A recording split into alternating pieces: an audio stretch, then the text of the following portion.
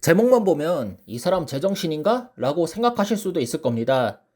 그런데 이번 요소수 대란을 쭉 지켜보면서 제가 내린 결론은 중단된 국내 요소 생산을 다시 가동시키는 게 가장 확실한 방법이라고 봅니다. 국가 세금을 민간 기업에 퍼준다라고 생각하실 수 있겠지만 요소는 우리 삶에 없어서는 안 될 필수품입니다. 요소수뿐만 아니고 농업용 비료로도 사용되는데요. 현재 농촌에서도 비료를 못 구해서 난리라고 하네요. 아이고 이거 어쩌나. 그렇다면 왜 디젤차에는 요소수가 반드시 필요할까요? 구형 디젤차는 요소수가 필요 없었는데 말이죠. 지금 보시는 유록스라는 요소수 홍보 동영상을 보면 나옵니다. 보시면 아시겠지만 디젤엔진 연소 과정에서 나오는 질소 산화물을 요소수가 정화시켜 질소와 물로 배출되도록 합니다. 요소수 분사를 적용한 디젤차의 경우 질소 산화물을 90% 정도 감소시킵니다. 요소수 제조 공정은 지금 화면을 보면 나옵니다. 롯데 정밀화학 홈페이지에서 발췌한 건데 한번 보세요.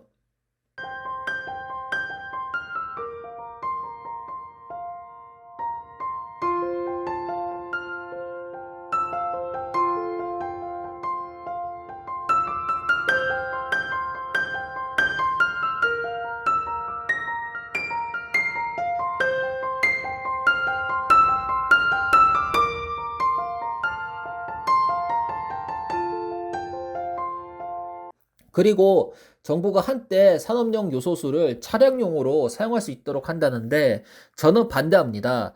왜냐면 지금 화면을 보면 나옵니다. 잘 보셨나요? 산업용 요소수는 차량용보다 순도가 낮습니다. 따라서 민감한 촉매에 악영향을 미치게 되어 결국 차량의 촉매를 조기 교체할 가능성이 높아집니다. 그런데 이 요소수를 생산하는 대표적인 기업은 롯데정밀화학입니다. 우리나라 요소수 시장 절반 이상을 차지하고 있어 독과점 지위를 누리고 있는데요. 롯데정밀화학이 다시 요소를 자체 생산하면 요소수 대란은 해결됩니다. 그런데 이 회사는 10년 전만 해도 요소를 자체 생산했는데요. 요소 자체 생산을 왜 안 했을까요? 2011년에 작성한 반기 보고서에 이런 내용이 있습니다. 요소 DMF 등 경쟁력 저하 제품은 합리화 일환으로 지난 4월 25일 생산을 중단했다라는 문구가 보이네요.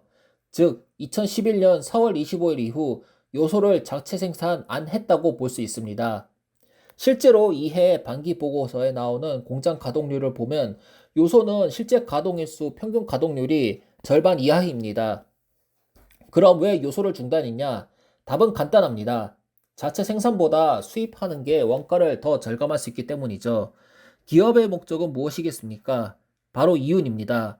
이윤 하나라도 높이기 위해서 10원이라도 원가 절감하는 게 기업이죠. 다만 중국과 호주의 무역 분쟁으로 중국의 석탄 수급이 안 되어 중국이 요소 수출을 막았으니 중국의 요소 수입을 의존한 롯데정밀화학도 아마 속이 타들어갈 겁니다.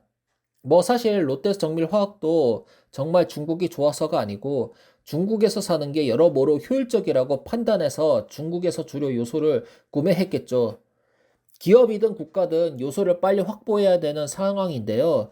가장 확실한 방법은 10년 전처럼 요소를 자체 생산하는 것이겠죠. 다만 기업 입장에서는 요소를 자체 생산하는 게 이윤이 남지 않으니 정부가 일정 수준으로 보상을 하거나 보조금을 지급해야 할 듯합니다. 민간 기업의 세금 퍼주기라고 생각할 수 있겠지만 이번 사례를 생각한다면 생활필수품이나 국가 전략 물자는 국가에서 어느 정도 통제하고 생산 기업에 보조금을 줘서 비상 상황 시에도 원활하게 공급할 수 있는 정책이 필요할 때입니다.